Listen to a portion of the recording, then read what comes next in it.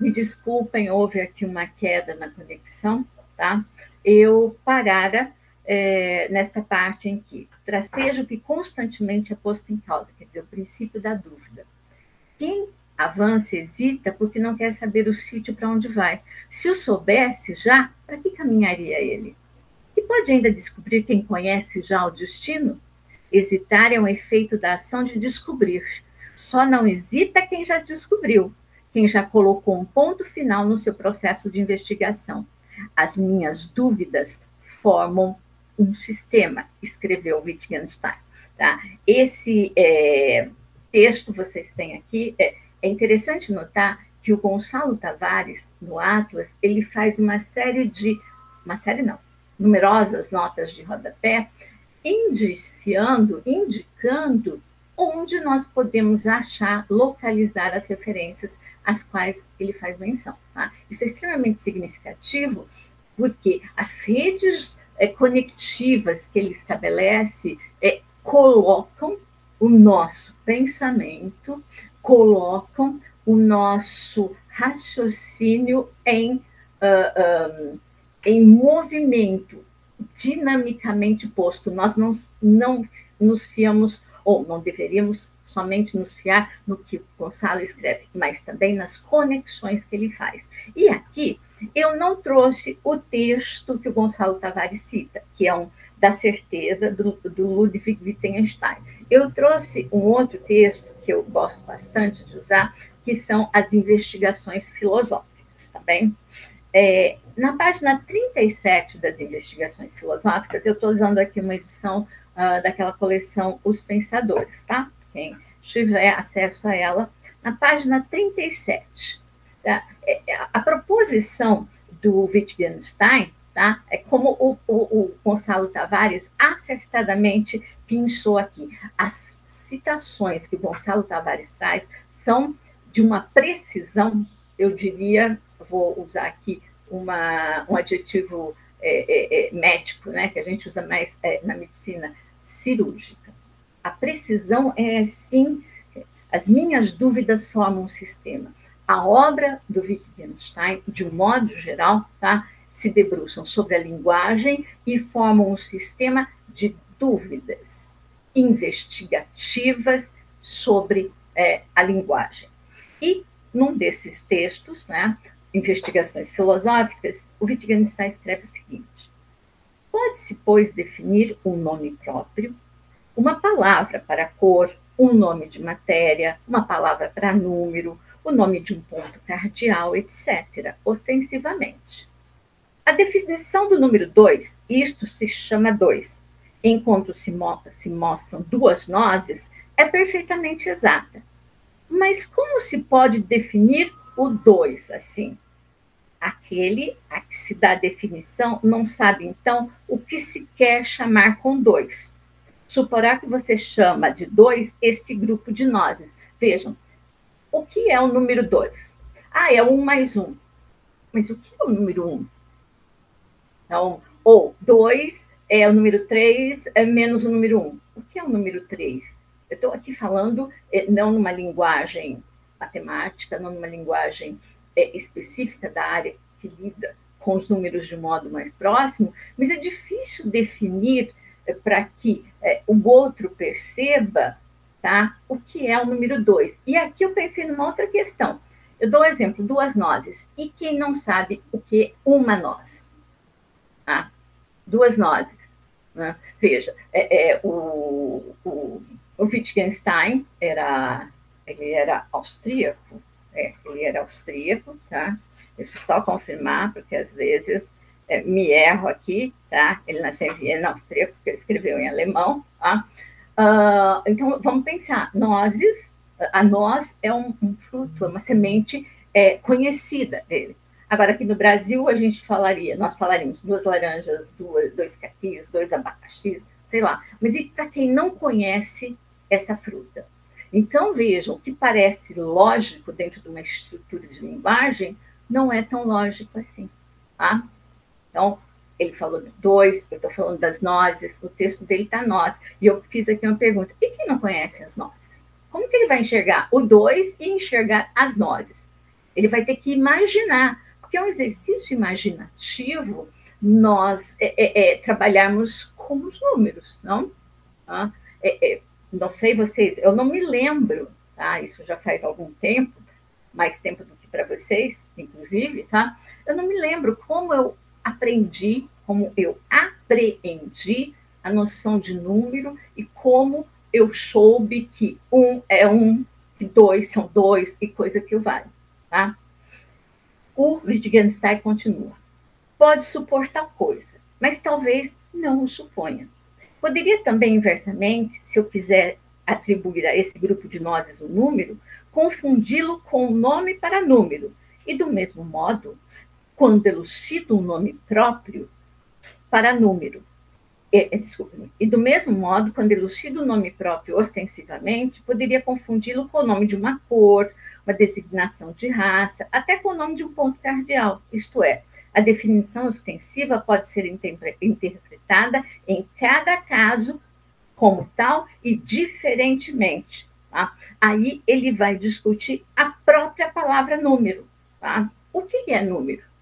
Número é indicação de um objeto num determinado lugar, num determinado tempo, de modo a eu conseguir aprendê-lo do ponto de vista quantitativo. Veja, isso eu terminei com um ponto de interrogação. É uma possibilidade de entender o número, tá? Aí também há o saber matemático, por exemplo, o saber das ciências exatas, que traz uma outra proposição. Eu me lembro, inclusive eu já devo ter dado isso como exemplo, em outras preleções que eu tenho gravadas, foi uma daquelas nem microsérie, foi um programa que a Rede Globo gravou na década de 90, a partir do Alienista, do Machado de Assis. Tá? Alguns de vocês devem ter até me lembrado de eu falando sobre isso. Tá? Em determinado momento, o alienista, tá, o Simão Bacamarte, isso não...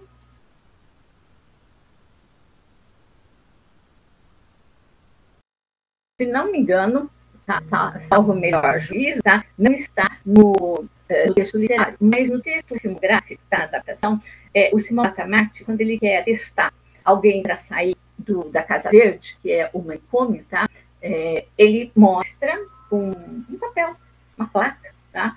A placa tem uma cor, ela é pintada de uma cor e está escrito um número. Tá? Está escrito um número, não, está escrito o nome de uma outra cor. Aí ele pergunta, de que cor é essa placa? A pessoa fala assim, de que cor é essa placa? Será que ele se refere ao nome que está escrito ali ou à cor que eu estou enxergando? Aí a gente imagina também quem é daltônico, não? Então vejam, qual é a cor da placa?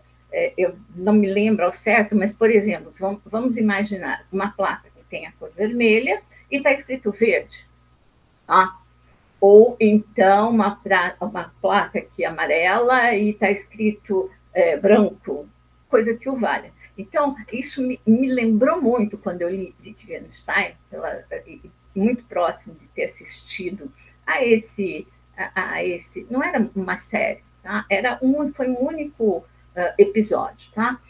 Eu me lembro, quando eu li Wittgenstein, de lembrar desse episódio. Tá? É interessante fazer esse exercício. Então, nós temos que perceber a linguagem nas situações em que elas estão postas temporalmente, geograficamente, o modo de uso de determinadas palavras, de determinados ditos. Mais à frente, ainda no capítulo Espanto e Fragmento, que é anterior ao Linguagem Beleza, o Gonçalo Tavares vai citar Ortega y Gasset. Ele começa assim num tópico que tem por título Contestação de Territórios. Ortega y Gasset é explícito na delimitação do objeto de estudo da filosofia. O filósofo interessa-se pelas coisas do universo, e dentro desse está o quadrado redondo, a faca sem lâmina nem cabo, ou todos esses seres maravilhosos de que nos fala o poeta Mallarmé.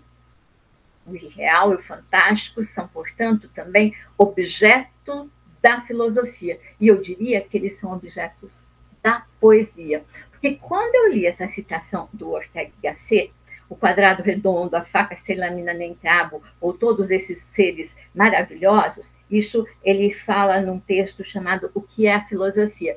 Eu me lembrei da poesia do Manuel de Barros. Tá? Imediatamente. Uma poesia, tá? Que é, quem de vocês acompanha, seja a obra do Manuel de Barros, tá? Seja a crítica da obra dele, tá? Muito se estudou e ainda se estuda a poesia manuelina a partir de uma perspectiva filosófica.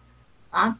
Então, eu trouxe aqui para vocês um trecho, para quem não se lembra do Manuel de Barros, eu estou partindo do pressuposto que todas e todos conhecem o poeta Manuel de Barros e a sua obra. Tá?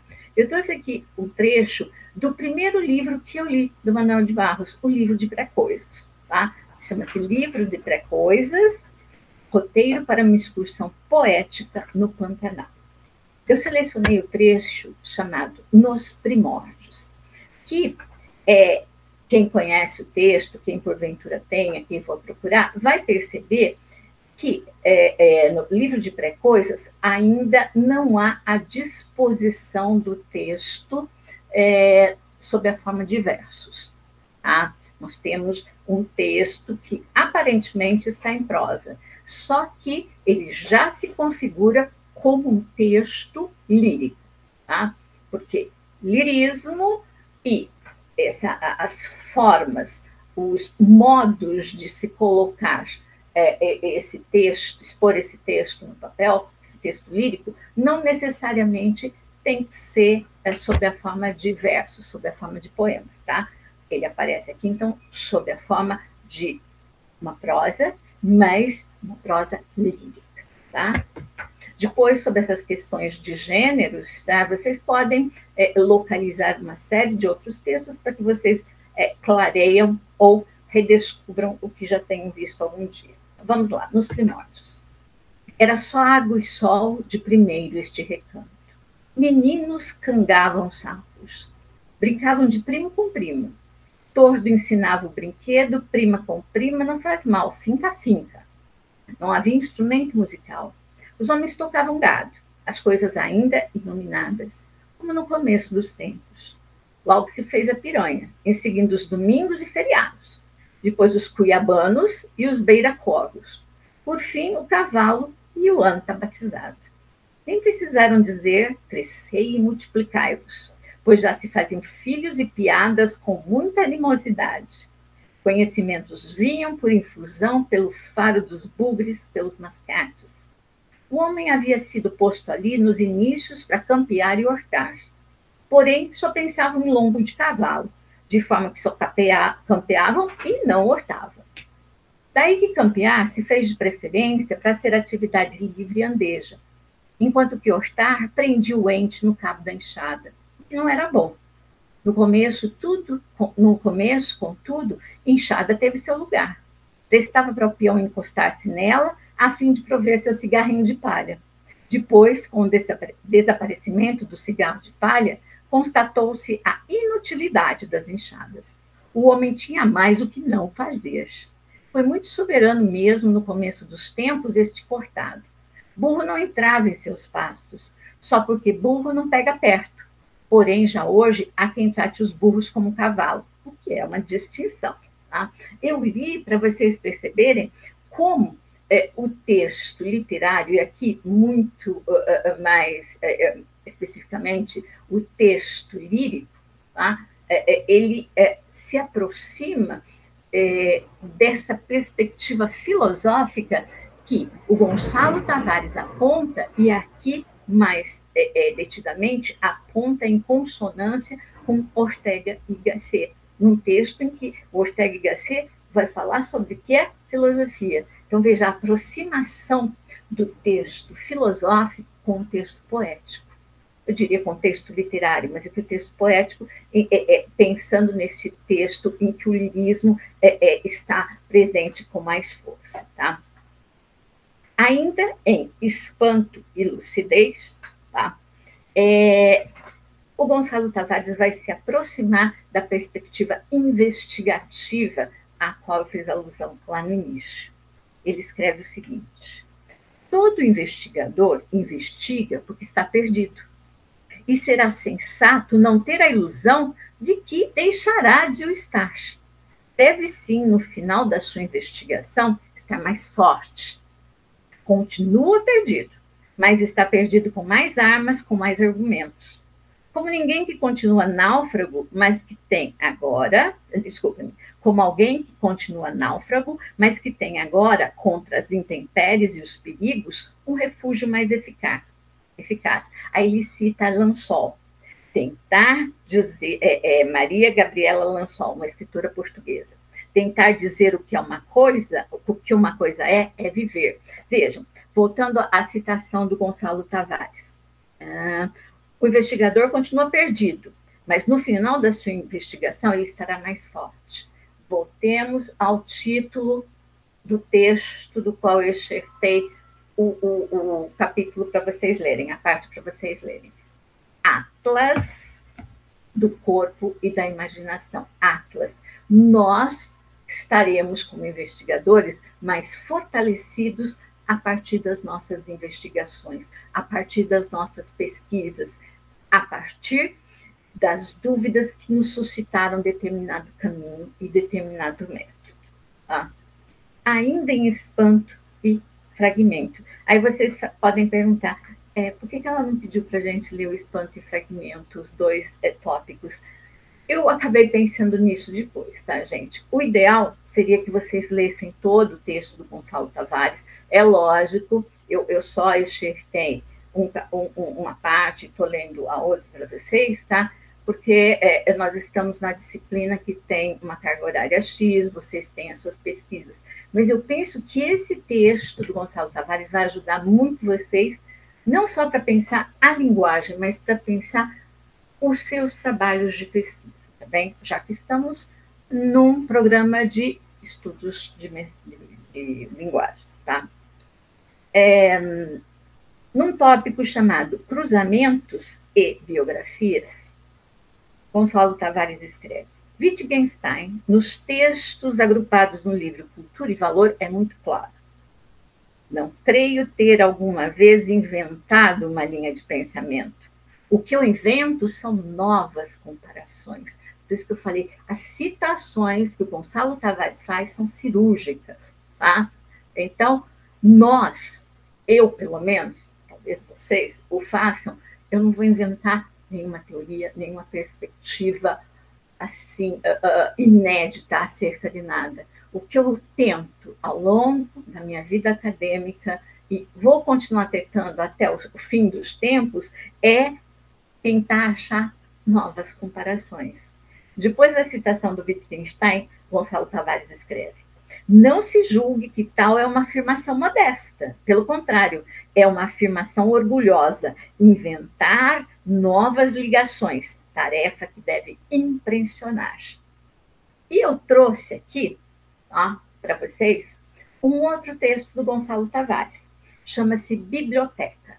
Biblioteca é um conjunto de verbetes em que escritores, filósofos, matemáticos, pensadores, de um modo geral, do mundo, tá? São contemplados em ordem alfabética pelo Gonçalo. Tá? E um dos verbetes é dedicado ao Ludwig Wittgenstein. Então, vejam, ele não ia escrever uma biografia, uma bibliografia do Wittgenstein, porque isso já está escrito em vários lugares. Então, ele vai imaginar, vai criar e vai nos dar a conhecer um outro Wittgenstein. Vejamos como o Wittgenstein do Gonçalo Tavares é. Vejam que esse cruzamentos e biografias. Quer dizer, o Gonçalo Tavares nos propõe, no seu texto Biblioteca, no verbete Ludwig Wittgenstein, uma outra biografia desse filósofo. Wittgenstein, desculpa. Mentalmente lateral, como todos os indivíduos interessantes. Existem os assuntos que mudam o mundo, e ao lado existem os outros assuntos. A gramática para a linguagem é tão perigosa como a água para um pré-afogado. Todos os homens vivos com medo da água são pré-afogados. Todos os homens vivos com amor à água são nadadores. Ninguém tem a experiência do futuro, no entanto, temos a palavra. E se todas as experiências fossem como experimentar o futuro, ou seja, impossíveis? O que faríamos de tantas palavras? Resposta: literatura, ciência, cidades e tudo que é humano em geral. Podemos pensar numa personagem mais ou menos ficcional. Alguém que experimentava palavras, como se experimenta um casaco, ou o frio do Polo Norte e o quente dos trópicos. Aquele homem experimentava palavras. Essa é a definição, ou uma das definições, ao modo de um dicionário, que nós lemos no Biblioteca pela escrita do Gonçalo Tavares, do Wittgenstein, o homem que experimentava palavras. E é isso que também o próprio Gonçalo faz. É o homem que experimenta palavras a partir de experiências de outros homens, criando a sua própria e nos incitando também à experimentação. Tá? Por isso, assim, esse texto, eu falei no início para vocês, não é um texto que eu chamaria de literário, numa concepção fechada, numa concepção mais tradicionalista do que seja um texto literário, do que seja literatura. É um texto literário que se abre para os outros textos, para as outras palavras coimãs, para as palavras, às vezes, nem coimãs, mas palavras que, vamos dizer assim, que entram em atrito com a palavra literária, com o texto literário. Tá? Então, o texto do que eu fiz referência agora do Gonçalo chama-se Biblioteca. Tá? Ainda nesse espanto e fragmento, ele vai falar sobre o fragmento, mais uma vez. O fragmento tem essa característica: obriga o relevante a aparecer logo, a não ser adiado. O fragmento impõe uma urgência, uma impossibilidade de diferir. Um fragmento não quer que o outro fragmento que venha a seguir diga o que é da sua responsabilidade. Trata-se de uma questão de velocidade e mobilidade que aproxima o pensamento de uma certa urgência que existe, por exemplo, no verso. Então, veja, a proximidade entre o fragmento e o verso. Não seria o verso um fragmento? Não vou conseguir responder essa pergunta, tá bem, gente? Tá? Ela possivelmente já foi perguntada e já foi respondida, mas fica aí para vocês pensarem. Não seria o verso um fragmento? Tá? E quando, às vezes, eu me lembro muito dos textos da poeta grega Safo, tá?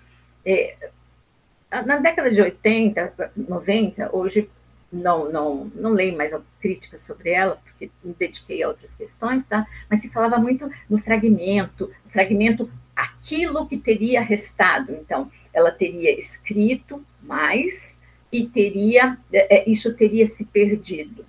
Será que isso teria se perdido? Ou, como hoje nós temos, já haveria uma poética do fragmento na Grécia Antiga? Tá? É uma questão significativa e que também já foi estudada. Tá? Não estou sendo inovadora em nada, só estou fazendo referência a uma questão que precisa ser pensada.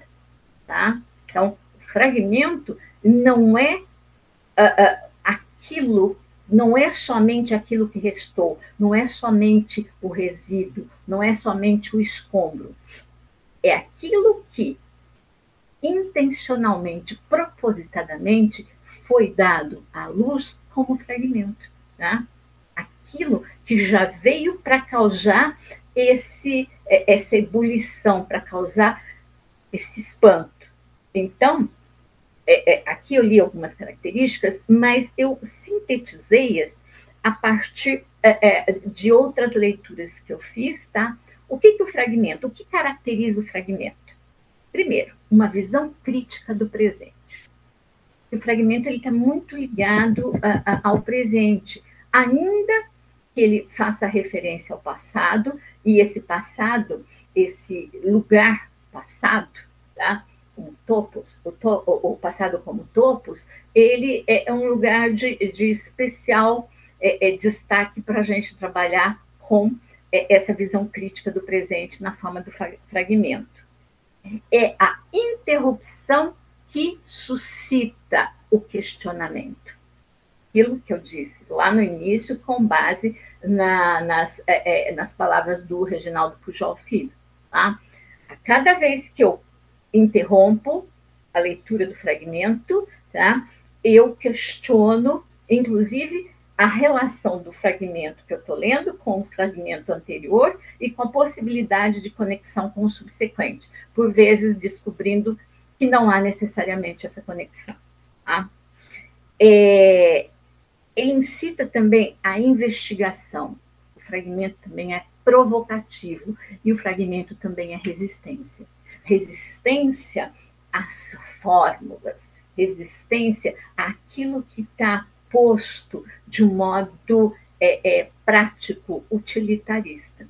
Então, provocação, resistência, questionamento, investigação, criticidade são características que reconhecem o fragmento.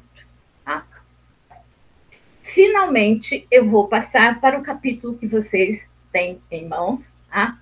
que me propus a ler hoje, mas eu tive que ler esse anterior para dar sequência à coisa, porque assim, eu fiquei pensando, por vezes, as minhas falas, as minhas aulas, elas têm um quê de fragmentário.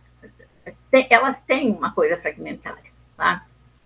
Porque eu vou pensando, eu vou relacionando, e por mais que eu as prepare, tá? Eu não as preparo escrevendo, não há uma sequência, o parágrafo primeiro e o segundo, eu vou encadeando, tá? Numa sequência de fragmentos. Então, eu me perturbo por vezes com isso, em que a questão didática ela fique meio truncada com vocês, tá? Por outro lado, eu faço isso já há algum tempo e, para mim, eu consigo entender, tá? Então, porque eu aprendi a entender assim. Então, eu peço a compreensão de vocês para que nós estejamos mais ou menos na mesma sintonia. Então, por isso, eu pedi a leitura do Linguagem, beleza? Mas nessa fala de hoje, eu percebi que eu teria que fazer alusão, tá? A primeiro o espanto e fragmento, a parte anterior a essa, tá bem? Então, aqui eu anotei, dentre outras coisas, tá? Para prestarem atenção, eu já falei, mas eu repito, prestem atenção nas citações, nas notas de rodapé. E como eu falei para vocês, na precisão com que elas são postas no texto do Gonçalo Tavares.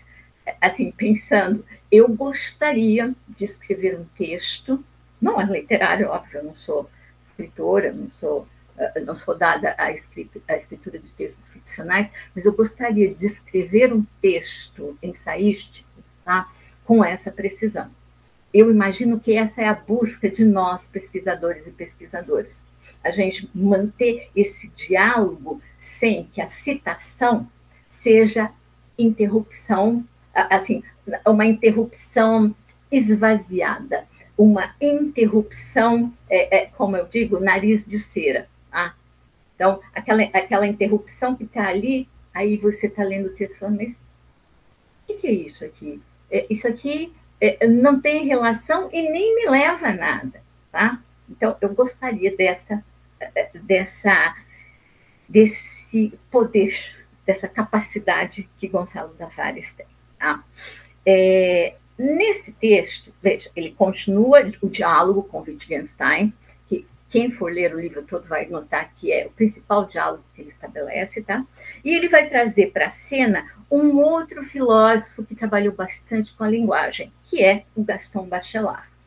Eu faço menção, dependendo da disciplina, tá? Quando eu lido com análise de texto literário, eu faço muita menção à Poética do Espaço, que é o texto que o próprio Gonçalo Tavares traz aqui. Mas o Bachelard, ele trabalhou com essas relações de linguagem com esses elementos da natureza. Eu vou dizer assim, os 4 elementos: a terra, o fogo, a água e o ar.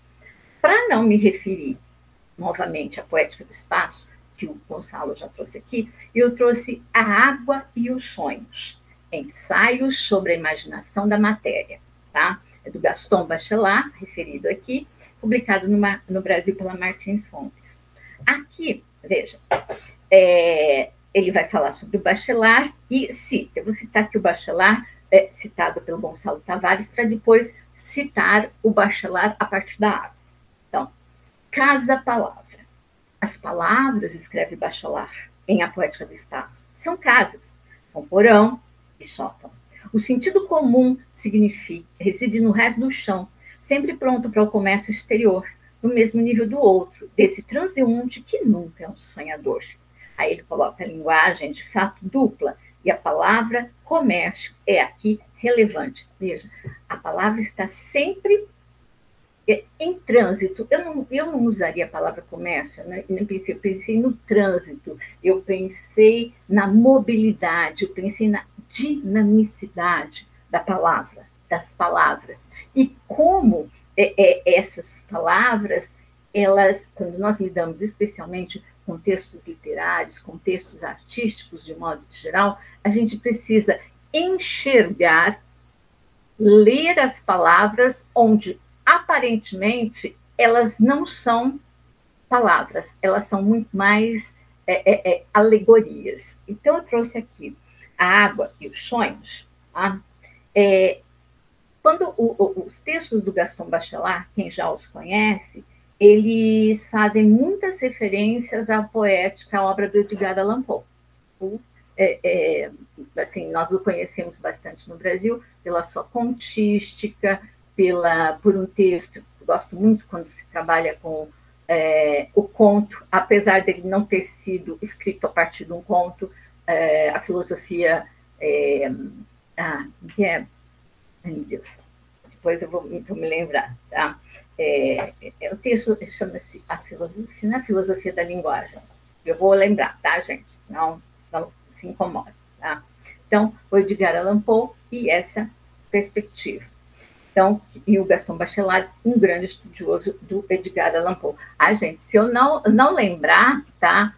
Poe, a filosofia, tá? Eu vou ter um negócio aqui com vocês, tá? É a filosofia da composição, tá, gente? Me desculpem, tá? Que ficasse uma referência tão conhecida como essa, me deu aqui a filosofia da composição, outro grande texto do Edgar Allan Poe. Mas o que interessava para o Bachelard eram os textos, os contos do Edgar Allan Poe. Então, aqui, na Água dos Sonhos, o Bachelard escreve o seguinte: a água, agrupando as imagens, dissolvendo as substâncias, ajuda a imaginação em sua tarefa de desobjetivação, em sua tarefa de assimilação. Proporciona também um tipo de sintaxe, uma ligação contínua das imagens, um suave movimento das imagens que libera o devaneio preso aos objetos. É assim que a água elementar da metapoética de Edgar Poe coloca um universo em movimento singular. Ela simboliza um heraclitismo lento, suave e silencioso como o óleo. A água experimenta, então, como que uma perda de velocidade, que é uma perda de vida. Torna-se uma espécie de mediador plástico entre a vida e a morte. Lendo Poe, compreendemos mais intimamente a estranha vida das águas mortas, e a linguagem ensina a mais terrível das sintaxes, a sintaxe das coisas que morrem, a vida que morre. Quando eu li esse trecho, tá, aqui preparando a minha fala, as minhas falas, eu me lembrei do que significa Pantanal, tá? Pantanal, que nós temos como um bioma, uma presença natural e coisa que valha, Pantanal é esse lugar onde muitas coisas se encontram e muitas dessas coisas já estão em estado de morte, já estão putrefadas, tá? Mas enquanto aqui há a alusão do Bachelard a essa morte, tá? Que a vida que morre, o Pantanal, esse não necessariamente, veja, quando eu usei até o livro, vou voltar a ele, o Manuel de Barros, tá? Quando o Manuel de Barros, então, veja, livro de pré-coisas, roteiros para uma exposição poética no Pantanal, tá? Logo no começo, ele diz assim, tá? Anúncio. Manuel de Barros, agora. Vamos voltar aos meus fragmentos. Água, Bachelard, Poe, Água, Morte, Manuel de Barros, Pantanal. Essa é a linha, tá? Anúncio, livro de pré-coisas. Este não é um livro sobre o Pantanal. Seria antes uma anunciação. Enunciados como que constatativos, manchas, nódoas de imagens, festejos de linguagem. Aqui, o organismo do poeta adoece a natureza. De repente, o homem derruba folhas. Sapo nu tem voz de arauto. Algumas ruínas enfrutam. Passam louros crepúsculos por dentro dos caramujos. E há pregos primaveris. Atribuir-se natureza vegetal aos pregos para que eles brotem nas primaveras. Isso é fazer natureza, transfazer essas pré-coisas de poesia. Tá? Então, vejam, ele não está falando do Pantanal, aquela ideia de o poeta do Pantanal. É uma fala constante, nós vemos até em manuais, antologias de literatura, mas de qual Pantanal fala o Manuel de Barros? Ele fala desse outro Pantanal em que não há somente a exuberância da vida, há também a exuberância de corpos fenecendo, há a exuberância de uma linguagem nascente, ou uma linguagem que renasce, e não somente, e sobretudo, não ela, a gramática, aquela gramática normativa seguida à risca. Então, é esse lugar em que a água, porque quando a gente pensa em Pantanal, pensamos, por exemplo, no Pantanal como bioma, como espaço natural, tá? Nós pensamos em água. E o que é essa água? Então, vejam, voltando ao Bachelard e retornando ao próprio Gonçalo Tavares, nós estamos vendo o que a água, como linguagem e como matéria poética, ela simboliza, ela significa. Nós temos que ler aí, tá? A partir do Bachelard, que vocês devem estar me acompanhando, tá? Na página 42, lá no fiozinho da página, antes das fotos, Gonçalo Tavares escreve: porque pensar também é mudar de posição relativamente à própria linguagem.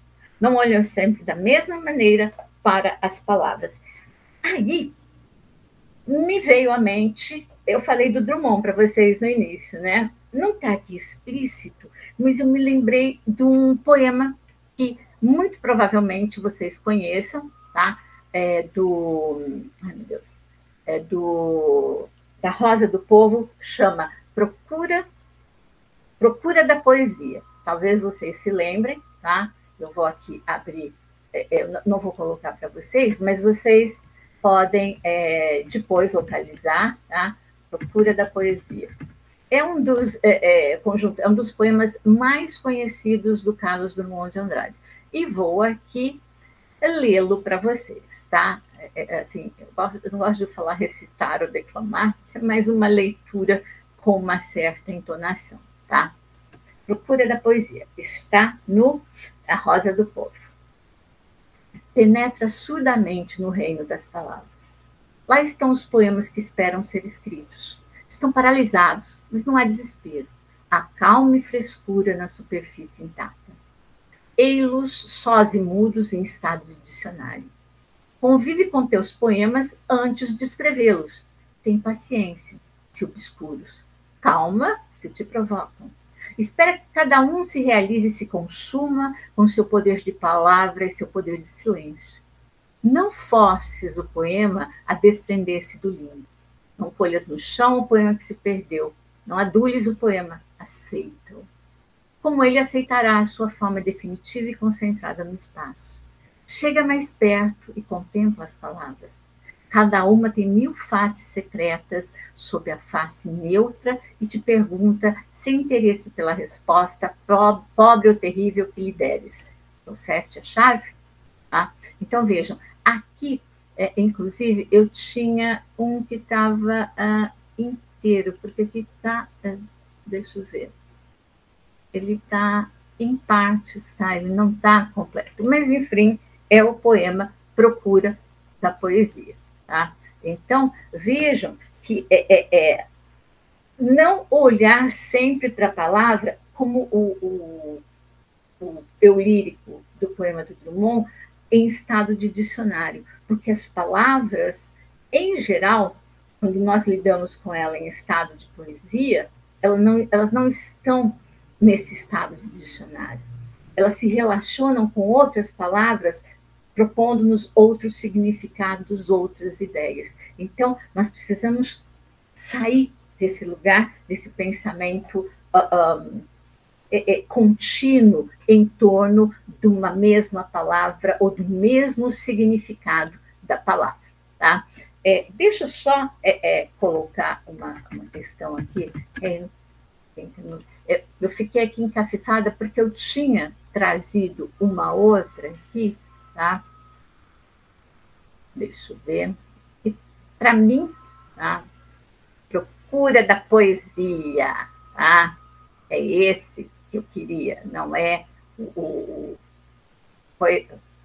quero o Procura da Poesia, tá? Que está na Rosa do Povo. É esse que eu quero, não era o anterior, tá? Vocês me desculpem, desregistrem isso. Eu sei que eu estou aqui ao vivo para mim e para vocês que vão ver futuramente, então eu estava enganada, eu quero esse outro. Então, voltando ao Drummond, da Procura da Poesia, tá? Não faças versos sobre acontecimentos. Não há criação nem morte perante a poesia. Diante dela, a vida é um sol estático, não aquece nem ilumina. As afinidades, os aniversários, os incidentes pessoais não contam. Não faças poesia com o corpo, esse excelente, completo e confortável corpo, tão infenso à efusão lírica. Tua gota de bile, tua cara de gozo ou dor no escuro são indiferentes. Não me reveles teus sentimentos, que se prevalecem de equívoco e tentam a longa viagem. O que pensas e sentes, isso ainda não é poesia. Não cantes tua cidade, deixa-a em paz. O canto não é o movimento das máquinas, nem o segredo das casas. Não é música ouvida de passagem, rumor do mar nas ruas, junto à linha de espuma. O canto não é natureza, nem os homens em sociedade. Para ele, chuva e noite, fadiga e esperança nada significam. A poesia, não tires poesia das coisas, e lide sujeito e objeto. Não dramatizes, não invoques, não indagues. Não percas tempo em mentir. Não te aborreças. Teu iate de marfim, teu sapato de diamante, vossas mazurcas e abusões, vossos esqueletos de família desaparecem na curva do tempo. É algo imprestável.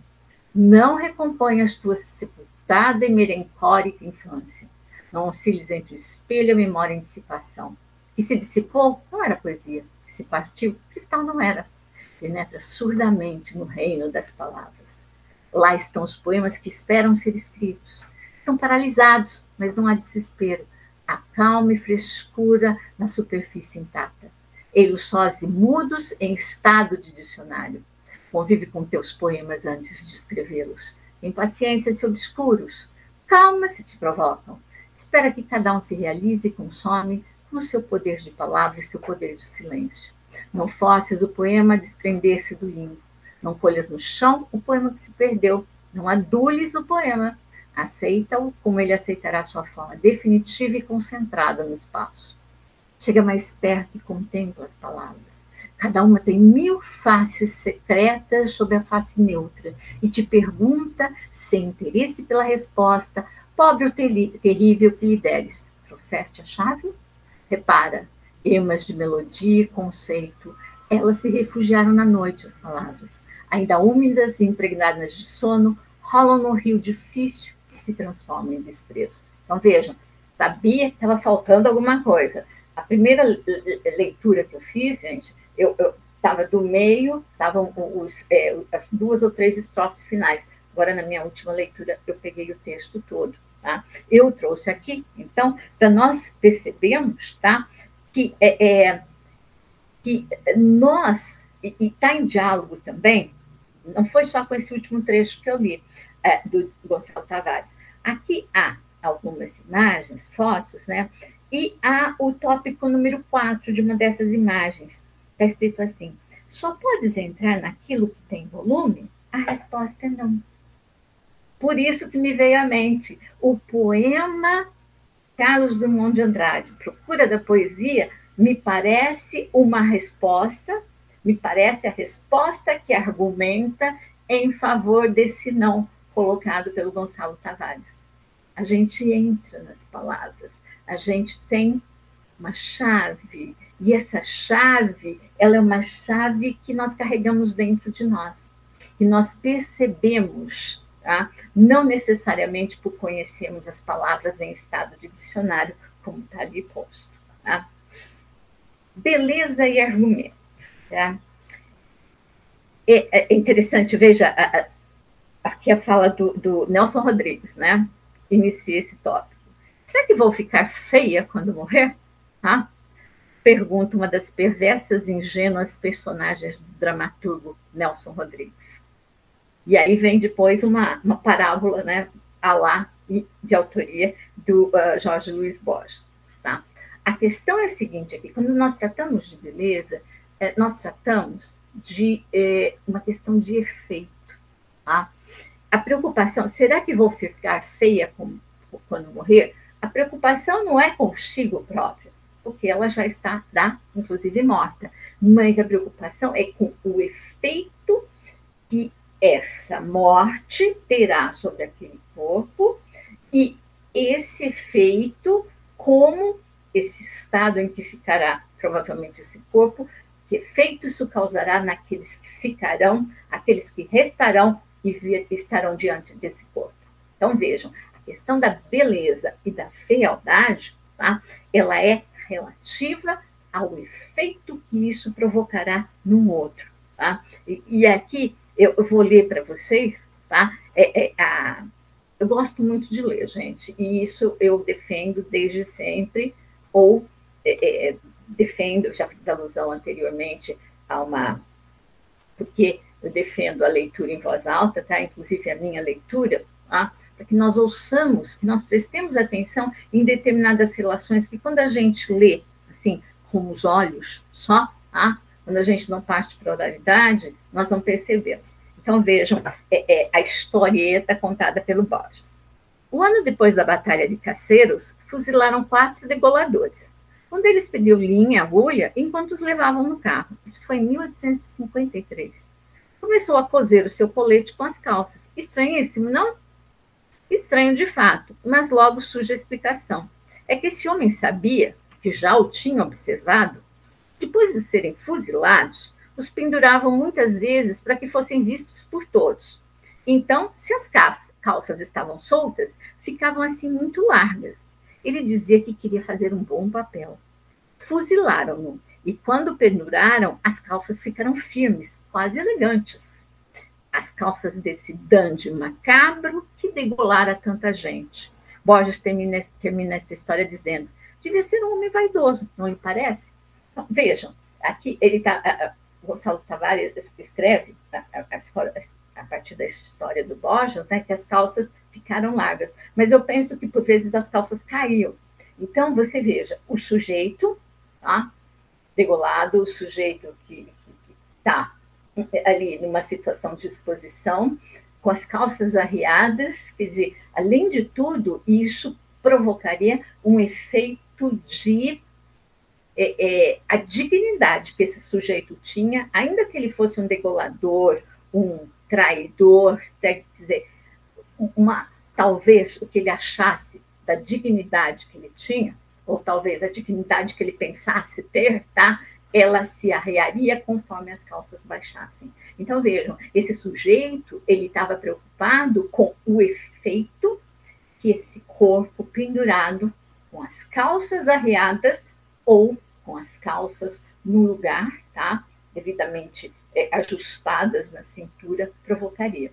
Então, quando a gente lida com essa noção de beleza, há uma questão de efeito em circulação, o que isso causa no outro, tá? Então, e aqui uma frase, né, que o Gonçalo tira do Laços de Família, da Clarice Lispector, né? Nossa, Laços de Família, a maioria de vocês já conhece, né? O jardim era tão bonito que ela teve medo do inferno. Aí eu fiz uma substituição para a gente pensar. O céu é tão bonito que eles têm medo do inferno. Mas como que nós, eles, vocês sabem que o inferno é feio e o céu é bonito? É toda uma tradição imagética, uma tradição de linguagem que construiu esses lugares como um, o lugar da beleza, o lugar da bondade, o lugar das nuvens, anjos e coisa que o valha, que é o céu, e outro, um lugar infernalmente quente, um lugar em que os sujeitos que circulam por lá cheiram a enxofre ou têm anomalias as mais aberradoras. Então, vejam, isso foi criado pelas imagens e essas imagens acabam nos influenciando, acabam causando algum efeito em nós. Então, a beleza do céu e a fealdade do inferno. Aí, a maioria das pessoas, se não todas, desejamos a beleza do céu e não a fealdade do inferno. É interessante, então, pensar a partir dessa perspectiva de uma construção que provoca um efeito. E esse efeito se abate sobre nós. Tá? Ainda, beleza e fealdade, lá na página 45. Tá? Primeiro eu quero chamar a atenção para essa imagem. Tem uma única imagem aqui. Parece uma vela, uma lâmpada com uma mão sobre ela. E o que está escrito? O fascinante na eletricidade é que na noite escura é ela que decide aquilo que tu podes ver. E aí eu fiz aqui uma proposição. Poesia é iluminação, não necessariamente beleza ou fealdade. Tá? Então, veja, beleza é essa capacidade da linguagem de, pela iluminação que traz consigo, provocar um efeito em nós. Pode ser um efeito, e aí vem que nos faz sentirmos atraídos por repulsão, no caso, a fealdade, se bem que eu tenho ainda tenho que pensar algumas questões sobre isso, ou um efeito de atração por essa beleza que traz. Tá?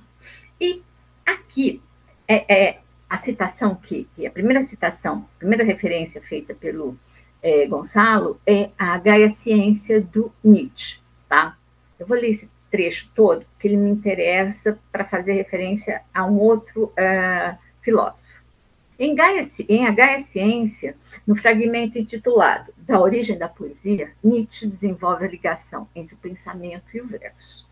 A poesia, defende, que visa fazer penetrar o ritmo no discurso, ritmo que volta a ordenar todos os átomos da frase, que força a escolher as palavras e dá nova cor ao pensamento, infiltrara-se desde os antigos nas ideias, pois observara-se que um verso se retém melhor do que uma frase da prosa. Isso é interessante, né?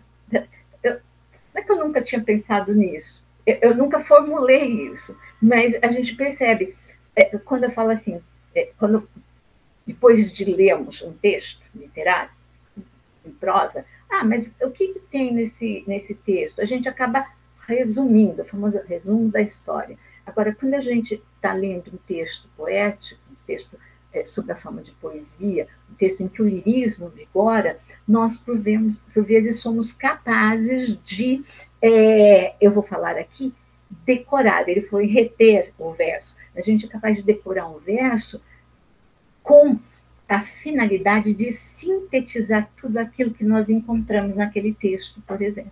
Tá?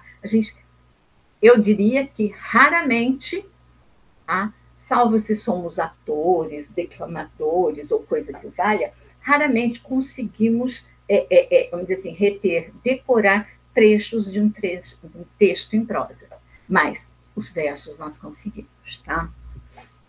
Nietzsche já afirmara aqui: a esfera da poesia não está fora da realidade, nem a fantasia irreal saída do cérebro de um poeta. Ela quer ser exatamente o contrário, a expressão sem rebuço da verdade. Então, quando eu li esse trecho aqui, e especialmente no que se refere a essa perspectiva da iluminação, né? Como eu coloquei aqui, o fascinante na eletricidade, eu substituiria, vamos fazer mais um outro jogo. Substitui o fascinante na poesia é que na noite escura é ela que decide aquilo que tu podes ver. Porque a proposta do texto do Gonçalo Tavares, a mim me parece, que é quando eu leio o que está escrito embaixo dessas fotos, eu não leio só isso. Eu consiga também substituir, eu consiga também fazer o câmbio do que está abaixo das imagens e o que está escrito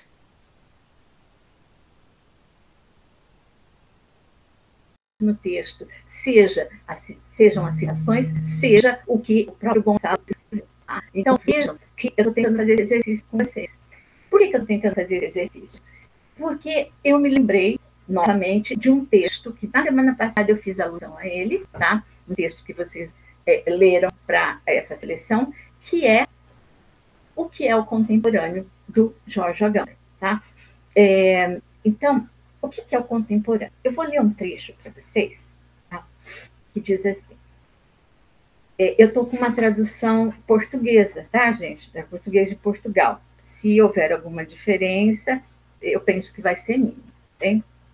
Só pode dizer-se contemporâneo quem não se deixa cegar pelas luzes do século e consegue apreender nelas a parte da sombra, a sua obscuridade íntima. Isso tem relação, esse trecho do Agamben, com algo que o Gonçalo escreveu lá atrás e sobre o qual eu fiz um comentário. Tá? A questão do fragmento, uma das características do fragmento, estabelecer uma visão crítica sobre o presente. Tá? Isso está em relaciona-se a esse trecho, que eu vou ler novamente. Só pode dizer-se contemporâneo quem não se deixa cegar pelas luzes do século, isto é, pelo presente, e consegue apreender nelas a parte da sombra, a sua obscuridade íntima, essa perspectiva crítica. Mas com isto não respondemos ainda a nossa pergunta. Qual é a pergunta? Por que deveria interessar-nos conseguirmos perceber as trevas que provêm da época, as trevas que provêm do nosso próprio presente? Não será, porventura, o escuro uma experiência anônima e, por definição, impenetrável? Qualquer coisa que não se dirige a nós e não pode, portanto, dizer-nos respeito? Resposta: pelo contrário, o contemporâneo é aquele que percebe o escuro do seu tempo como qualquer coisa que lhe diz respeito. E não para de interpelar qualquer coisa que, mais do que toda luz, se endereça diretamente e singularmente a ele. É contemporâneo quem recebe em pleno rosto o feixe de treva que provém do seu tempo. E como nós recebemos esse feixe de treva? O fragmento é um modo de. A poesia é um modo de receber esse feixe de luz, esse feixe de escuridão. Tá? Veja outra assim, imagem paradoxal.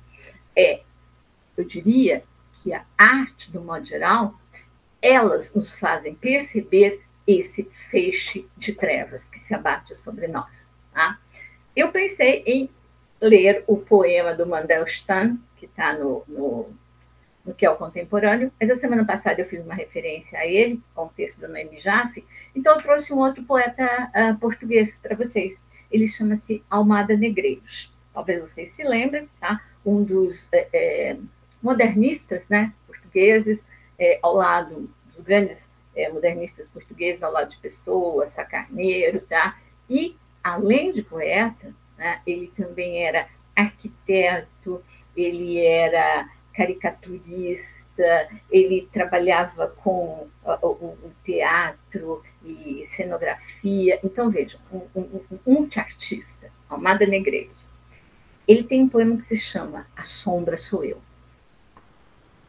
A minha sombra sou eu. Ela não me segue. Eu estou na minha sombra e não vou em mim. Veja, a minha sombra sou eu. A sombra não é alguma coisa que está apartado de mim. Então, vejam, nós temos a luz do século, como escreveu o Agamben, tá? Nós temos essa luminosidade do nosso presente, mas esse presente também tem sombras. E essa sombra não está à parte, não existe a parte da luminosidade do presente. Ela compõe esse presente. Sombra de mim que recebo a luz, sombra atrelada ao que eu nasci, distância imutável de minha sombra a mim, toco-me e não me atinjo. Só sei do que seria se de minha sombra chegasse a mim.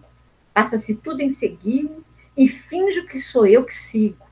Finjo que sou eu que vou e não me persigo. Faço por confundir a minha sombra comigo. Estou sempre às portas da vida, sempre lá, sempre às portas de mim. A sombra faz parte do nosso presente, faz parte de nós. Tá? Então, por que eu trouxe o que é o contemporâneo, o que é esse poema do Almada Negreiros? Para que essa fealdade e beleza não fiquem com um binômio, que eles não existam como alguma coisa que não compõe.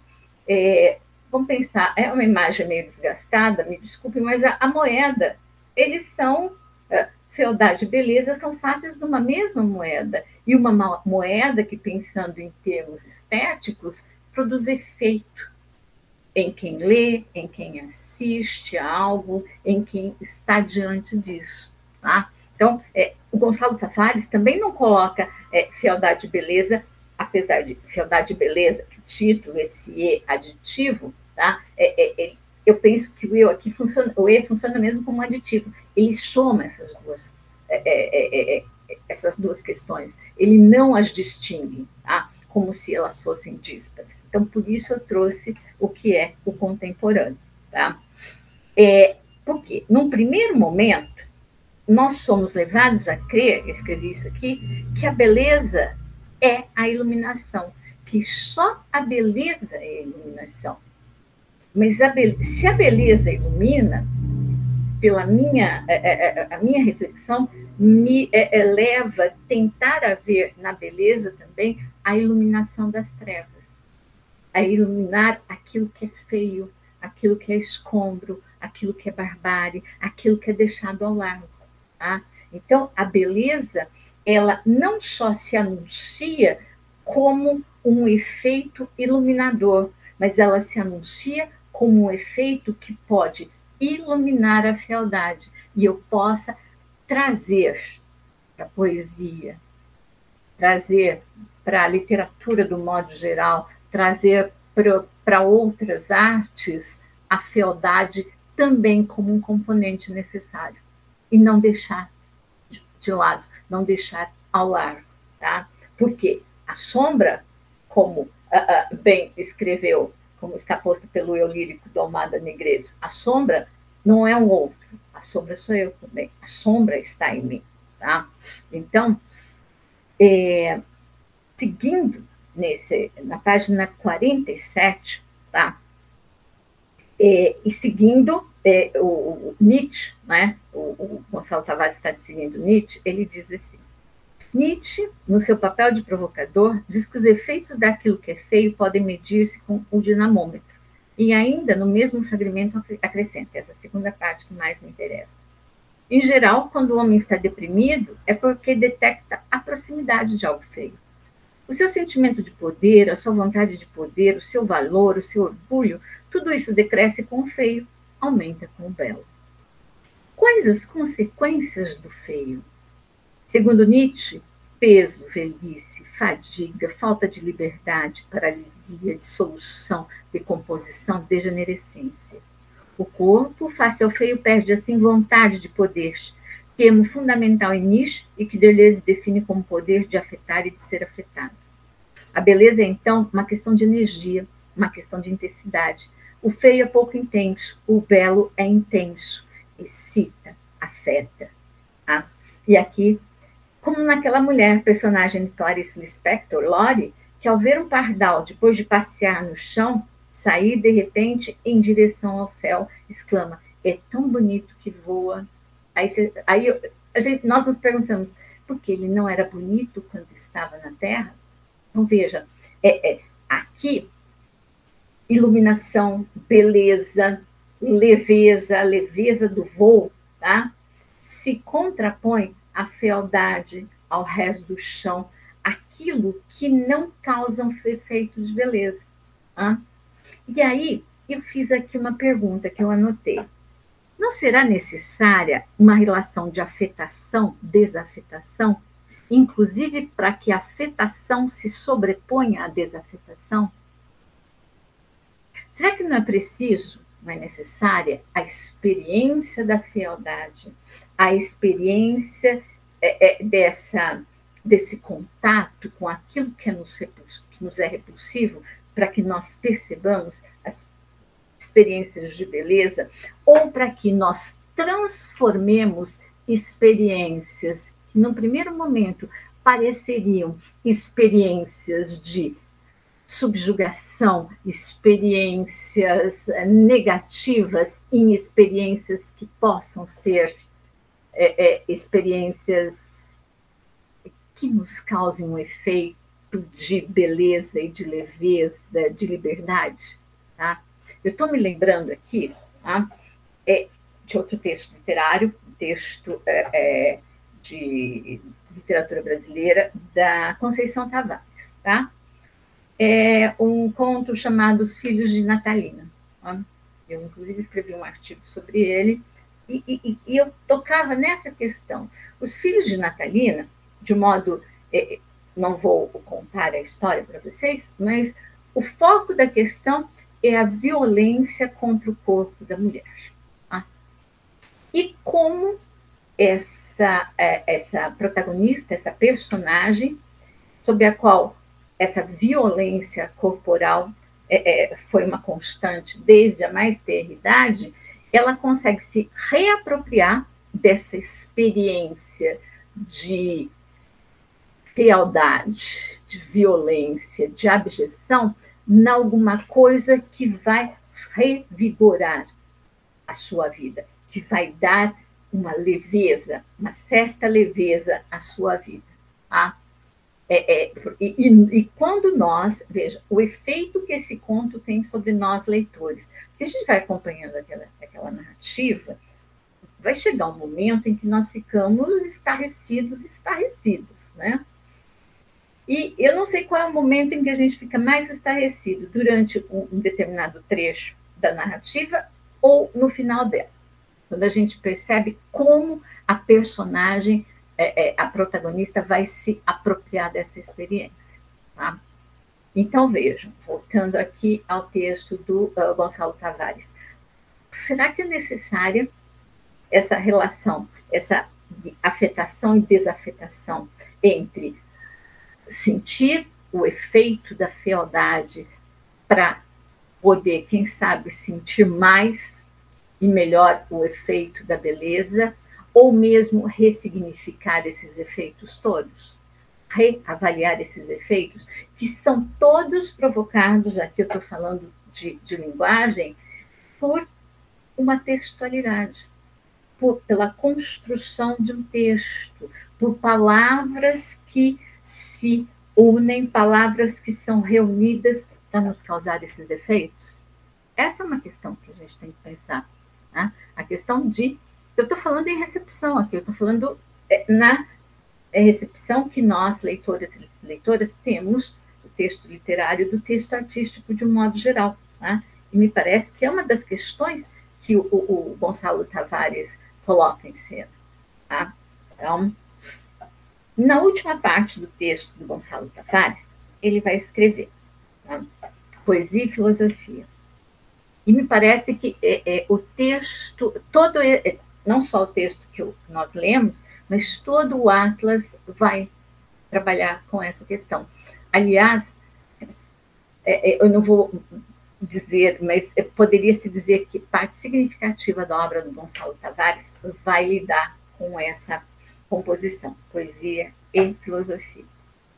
Sobre o problema da expressão filosófica e dos gêneros literários próprios do pensar filosófico, da rica diversidade formal em que se verteu esse saber, que vai do diálogo ao sistema, do tratado breve às prolixas investigações, Maria Zambrano dá atenção à relação poesia-filosofia.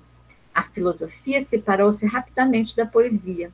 Que velocidade vertiginosa no espaço percorrido desde o venerável poema de Parmênides à antiga poética prosa de Aristóteles. Então, eu estou lendo esse trecho, vocês, quem já conhece as minhas orientações de leitura, sabe que eu me baseio, eu tenho uma orientação, eu diria, aristotélica. Então, esse comentário acerca do Aristóteles, tá? E o Gonçalo escreve Aristóteles como aquele que organizou a grande separação, esse divórcio brutal, me parece um tanto extremado, tá? Porque o que o Aristóteles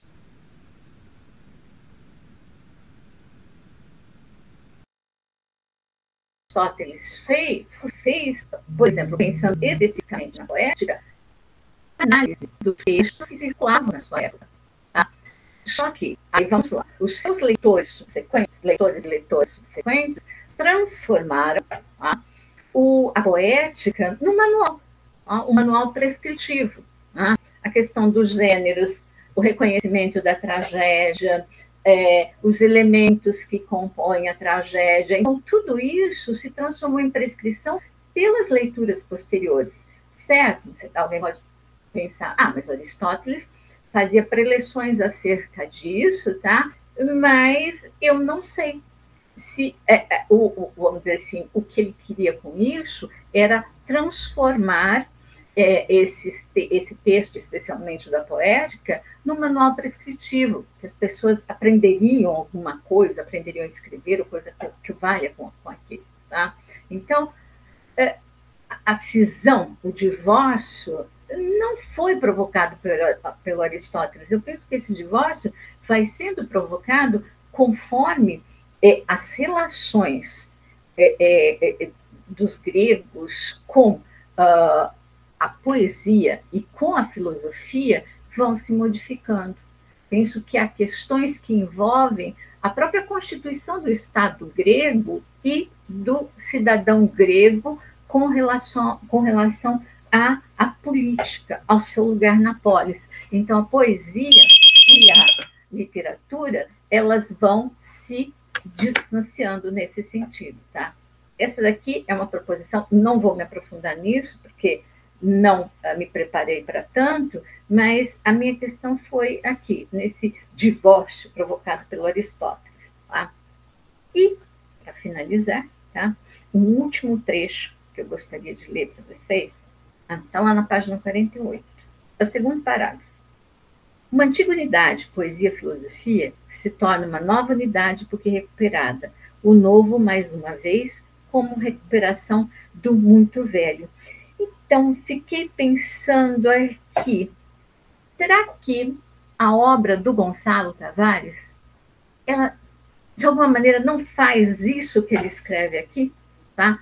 Essa sendo recuperada, talvez recuperação, mas talvez reatualização. Eu pensaria em alguma expressão, algum conceito, em que o prefixo re esteja presente, tá? Mas essa reconexão entre poesia e prosa, que formariam novamente uma unidade, tá? E isso feito não só pelo Gonçalo Tavares, eu sei que vocês conhecem, tá? Por exemplo, a obra de Gilles Deleuze, a obra do Derrida, há muito de poético na estrutura constitutiva dos textos desses filósofos. O próprio George Agamben, tá? Estou tentando lembrar aqui na literatura brasileira, tá?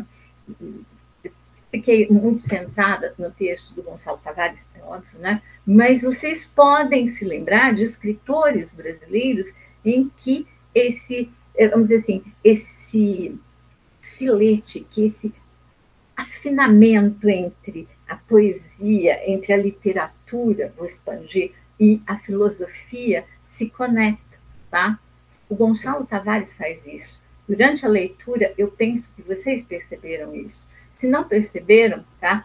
Leiam mais um tanto, leiam outros textos do próprio Gonçalo Tavares, tá bem? Então, eu vou encerrar por aqui, tá? Volto a dizer que possivelmente, vamos ver se nas próximas minhas falas, eu retome o texto que a Nathalie sugeriu, Abolição do Homem, do C.S. Lewis, para, vamos dizer assim, concordar ou discordar com ela, ou propor uma outra leitura nesse comparativo, tá? E, como eu disse, fico à disposição para que vocês me enviem mensagens propondo outras relações desta feita com o texto do Gonçalo Tavares, tá bem? Eu agradeço, muito obrigada, tenha uma ótima semana. Tchau, obrigada pela atenção.